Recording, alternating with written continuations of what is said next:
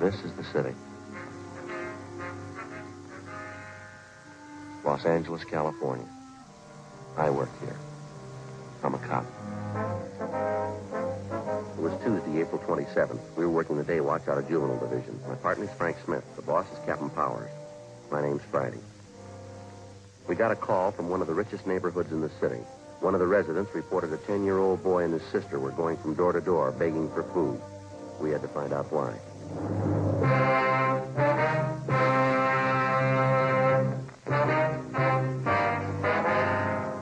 Just what I was telling you on the phone. A 10-year-old boy and his sister covering the neighborhood begging for food. You ready to go? Yeah, you arranged for a policewoman? Just did. Kids are supposed to come from a wealthy family. Huh? Enough money to live in the best part of town. Doesn't make sense. Sounds like a gag. Not according to the neighbor who phoned in. Yeah. She says the kids are half starved.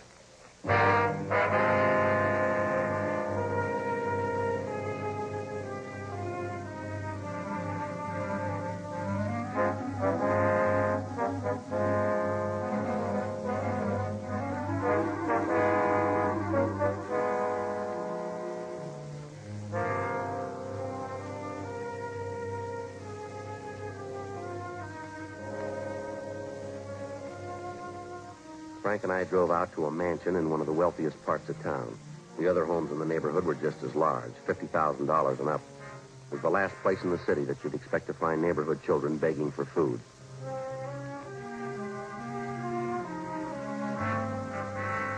"3:20 p.m. We went around to the rear entrance of the mansion.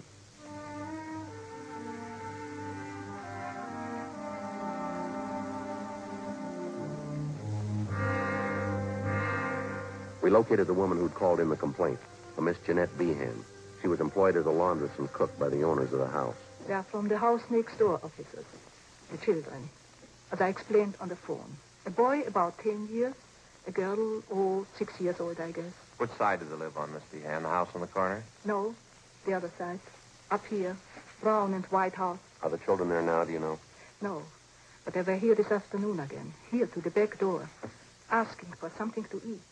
I do not understand it. Something must be wrong. Have they been around often, Miss Behan? 2 or 3 days. Maybe 4 days. At first, I thought they were fooling. But they were not. I gave them cookies, sandwiches. They were very hungry. They ate like they were starving. The little girl saved their cookies. She took them home with her. How about their parents? They home now? Excuse me. The potash.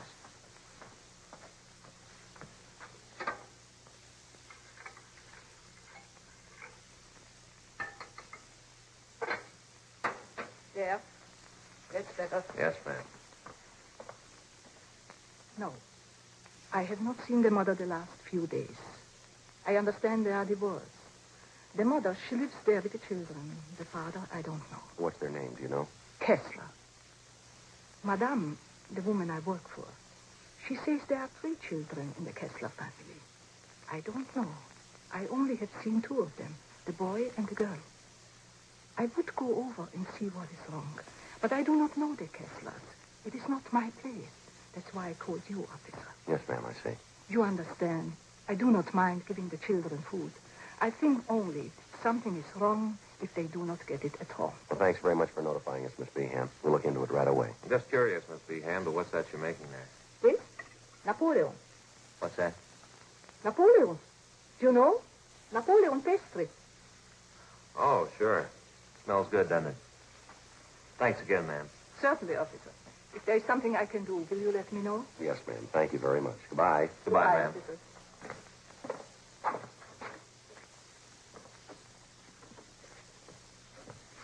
You know, it's funny, Joe. What's that? Those Spanish women make fine cooks, don't they? Spanish.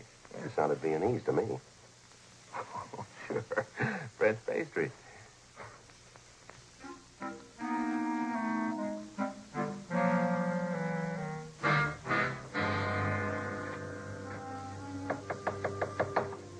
This name Kessler, they prominent in society? I don't know. There's a lot of them around. Could be. Want to try it again? Yeah.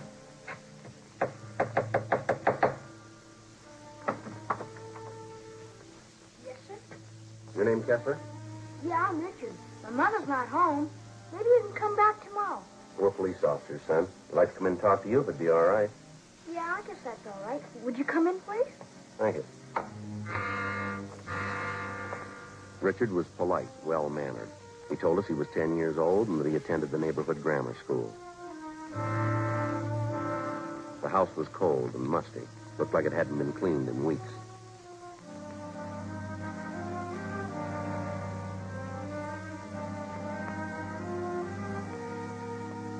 The boy showed us back to the kitchen where he was warming a can of soup that he'd borrowed from a neighbor.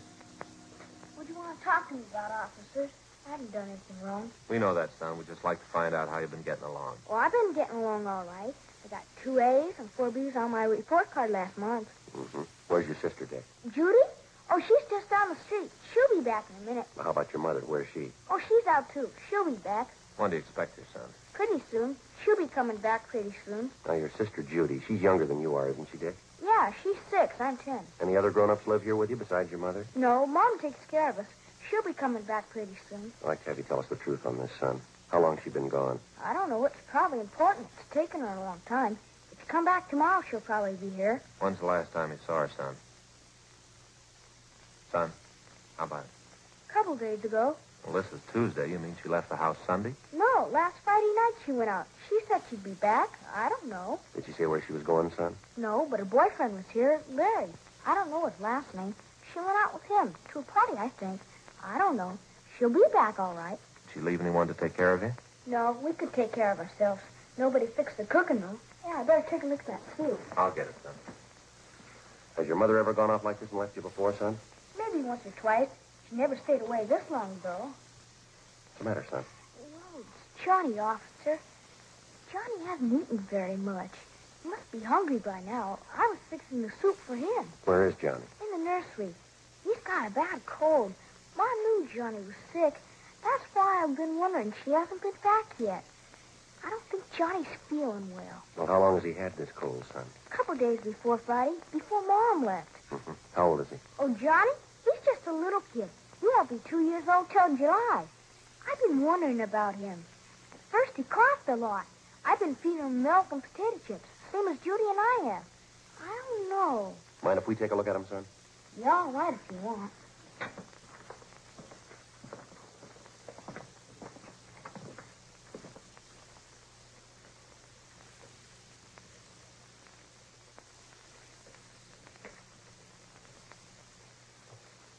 Has the doctor been out to see your brother? No, I thought of calling him, but I don't know the doctor's name. I was waiting until Mom got home. This is Johnny's room here. Would you come in, please? Sure. Look at the officers. That's my brother Johnny. It's cold in here. Yeah. Let's have a look here. Hi, Johnny. You hungry now? I think he's asleep, son. Sure.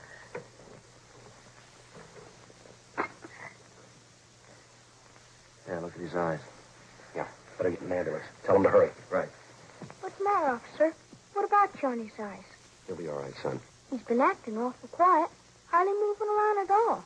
Most of the time, he's jumping around the crib like anything. Has anyone at all been in here to see him since Friday? Yes, sir. My sister Judy and I. We change his diapers and give him something to eat. I see. Gee, I wish Mom would get home. I'd sure like to talk to her. Yes, son, so would I.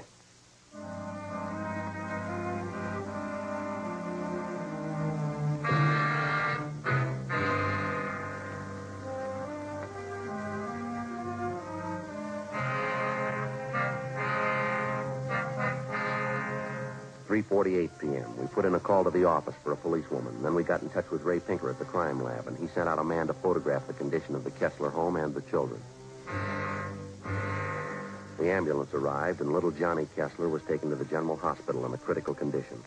The 22-month-old boy was in a coma.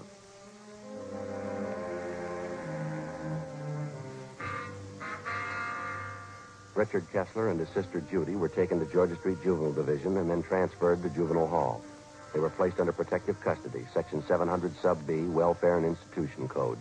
They were held at Juvenile Hall, Lathrop Cottage, segregated from the delinquent juveniles in the adjoining building.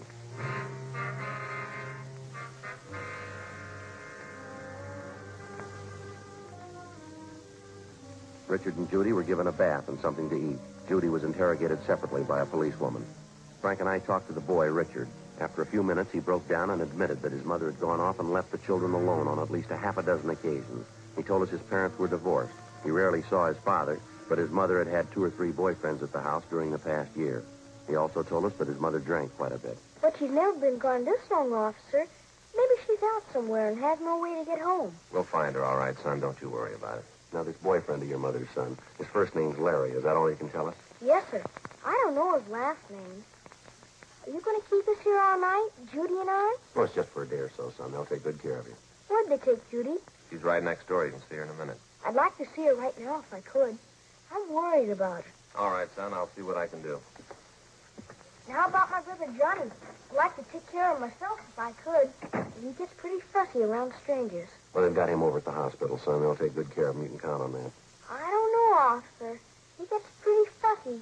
All right, we'll see if we can fix that up for you, too. Now, there's one thing I'd like to know, Dick. Do you have any relatives in Los Angeles? Any aunts, uncles, anyone like that? No, just my father, but I don't know where he lives. A nurse used to take care of us, Mrs. McIntosh. She was swell, but Mom fired her. Oh, how'd that happen? Would you know? No, I don't know. Maybe Mom was drinking. Miss McIntosh got mad at her. They had a big fight.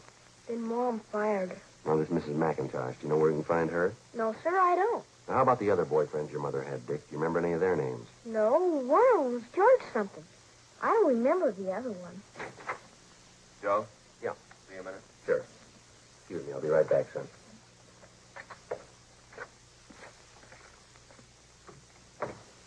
The hospital just called. It's a rotten shame.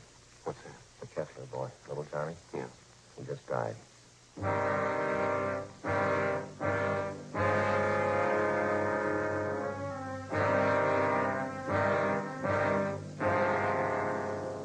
John Albert Kessler, white male American, age 22 months. All the pertinent facts and data would be listed on the crime report. If and when the case was closed, the report would be filed away. Wouldn't be any different from 1,000 other dead body reports. The same size, the same color, the same number in the lower left-hand corner. In the course of 10 or 20 years on the job, a police officer sees a lot of them. Most of them he forgets. A few of them he never forgets.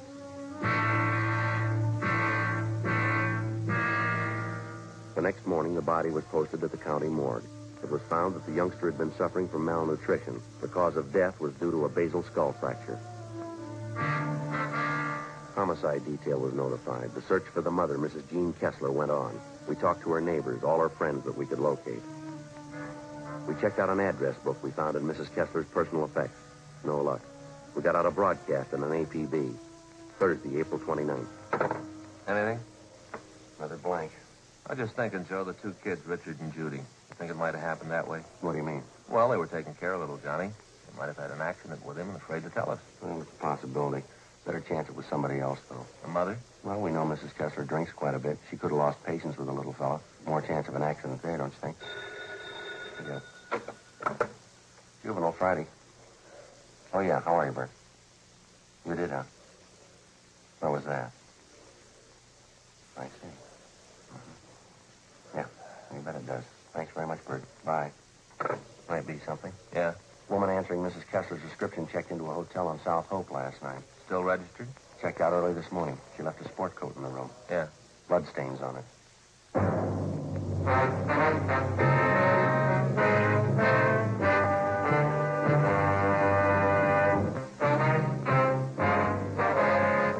Friday, April 30th. We were still without a lead to the whereabouts of the missing mother, Mrs. Jean Kessler. The blood-stained coat which had been found in the South Hope Street Hotel was shown to Mrs. Kessler's friends. They identified it as belonging to the missing woman. We showed the coat to Mrs. Kessler's children, Richard and Judy. They recognized it as belonging to their mother. Routine investigation of the hotel room failed to uncover any further leads. We got out a supplementary APB, and then we started rechecking with the Kessler woman's friends and acquaintances. We found nothing. We inquired at a dozen taverns and cocktail lounges that she'd been known to frequent. No sign of her. No sign of her boyfriend. In rechecking her personal effects, we found a canceled check to their former nurse, a Mrs. McIntosh. The endorsement carried her address. We checked it out. She'd moved. We traced her to her forwarding address. There, we were told that she had a new job as a nursemaid with a family living in the Los Feliz district. We called there and talked to Mrs. McIntosh. She told us that she was just leaving the house with two of the children for an outing in Griffith Park. We made arrangements to meet with her there.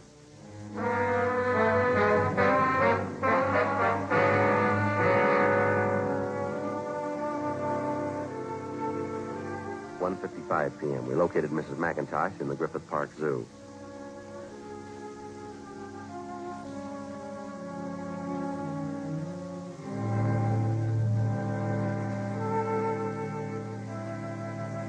I read about it in the paper, Sergeant, about Johnny. I didn't know you wanted to talk to me. I would have called in if I did. We're still trying to locate the mother, Mrs. McIntosh. Can you help us out there? I don't know. Have you asked her those places she used to go to all the time, where she used to drink? Yes, ma'am, we have. They couldn't help us. Did you know any of Mrs. Kessler's boyfriends, the ones that came to the house? Yes, I knew all of them. Donald, don't you wander off now. Same for you, Patsy. Stay close. Now, the boy Richard was telling us about one of the boyfriends, ma'am. Name's Larry. Oh, yes. Donald, you heard what I said. Stay close. Yes, I knew that, Larry. Do you remember what his last name was, ma'am? Yes, Carpenter. Some kind of an actor in the movies, I think. Larry Carpenter. You know where he lives? No. I think he had an apartment in Hollywood. I wouldn't know the address. What kind of a man is this Carpenter? I mean, his temperament, things like that. Lazy. I don't know how much money Mrs. Kessler spent on him. Did the two of them ever argue? Did they ever have any fights, would you know? All the time. He had a terrible temper. Did he ever strike Miss Kessler? Oh, yes. I saw it happen several times. How did this Carpenter act toward the children, Mrs. McIntosh? Indifferent, I guess. They annoyed him sometimes. Lord only knows what happened after I left. And that was after you had the argument with Mrs. Kessler. Yes, it was about her drinking and her boyfriends and all the rest. I just got sick of it. I told her what I thought. She just wouldn't admit she was getting old. Not caring for the children, pretending she was still in her 20s. Do you have any idea where we might locate the father? Well, they're divorced, you know. He's a head salesman for a lumber concern downtown. He inherited most of his money. I have the name of the company at home. You can have it if you like. Thank you very much. We'd appreciate it. It's the children I feel sorry for, not her. Yes, ma'am. 3 beautiful children and the way she treated them. Poor Johnny. Poor baby. I just can't understand it. Ma'am? Johnny. I mean, to go off and desert a helpless baby, her own baby. What reason could she have to do that? I don't know, ma'am, but it better be a good one.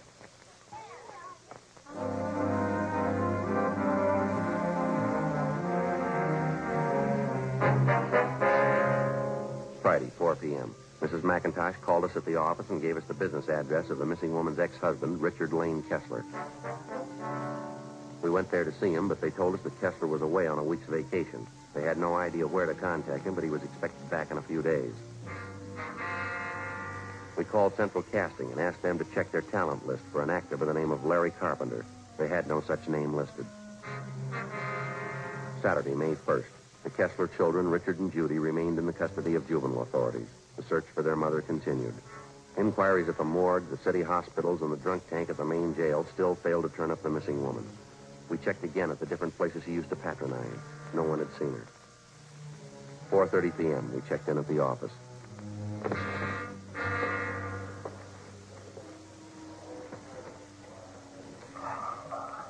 A lot of mileage today. Yeah, we haven't got much to show for it, have we? No.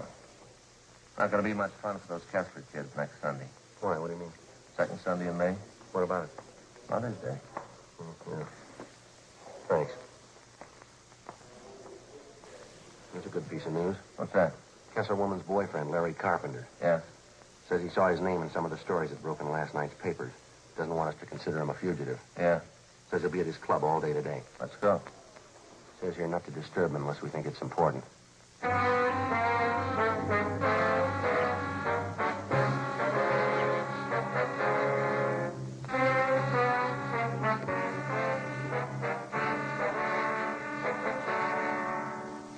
.25 p.m. Frank and I located Larry Carpenter in his club, back in one of the card rooms. Now, look, I told that cop when I called in, you weren't supposed to contact me here unless it was important. That little Kessler boy is dead, Carpenter. We think that's pretty important. But I don't know anything about that. You didn't have to interrupt me. That's an important man I was playing with.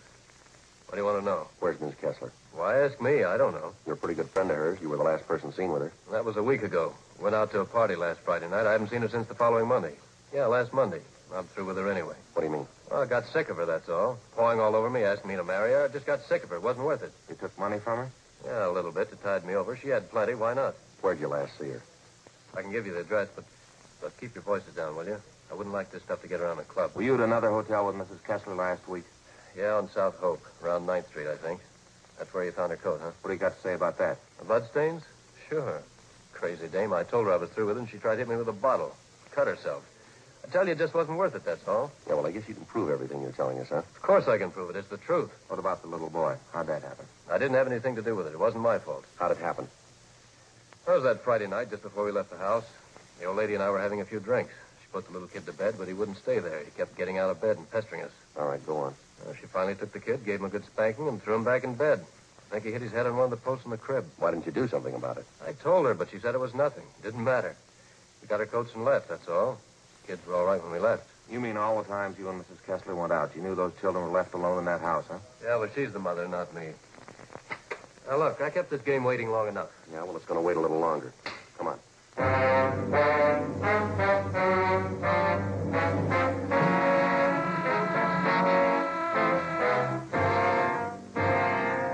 Larry Carpenter was taken downtown and held for questioning on suspicion of murder. He gave us the address of the hotel where he'd last seen Mrs. Kessler. Frank and I checked out the address. The desk clerk told us that a woman answering Mrs. Kessler's description was registered in a room on the second floor. Boy, they sure like their music here, don't they? Yeah.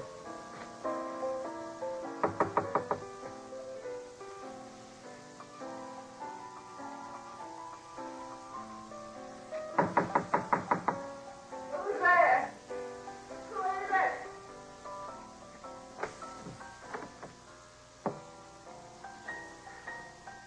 You Mrs. Jean Kessler?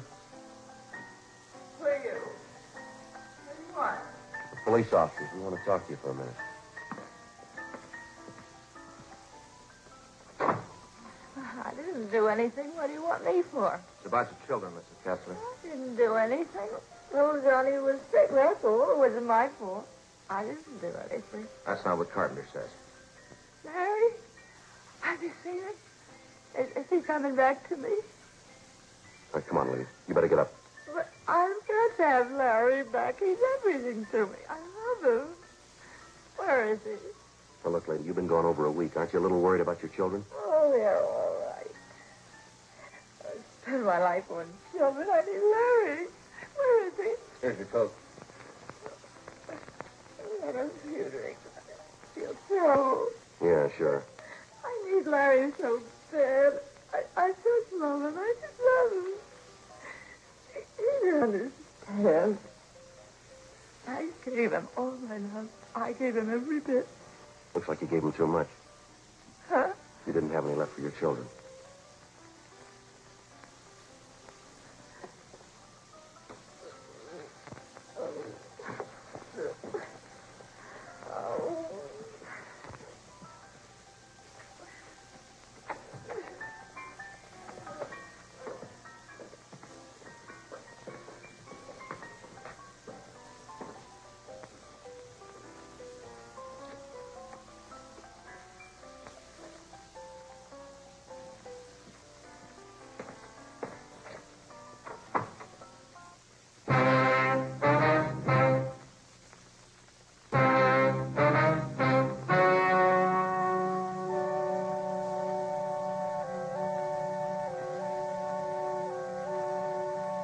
On July 2nd, trial was held in Department 87, Superior Court of the State of California, in and for the County of Los Angeles.